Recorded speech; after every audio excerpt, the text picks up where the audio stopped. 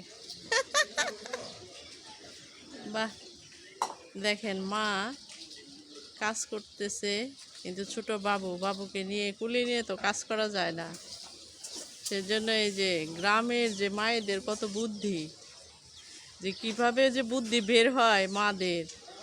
দেখেন এই যে কাছেই চুলার কাছেই মা রান্না করতেছে, আর আর হচ্ছে বাবুটা ডিশের মধ্যে বসে।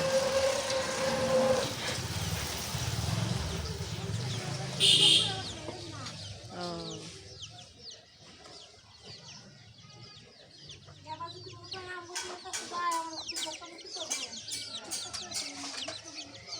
টিকটক না,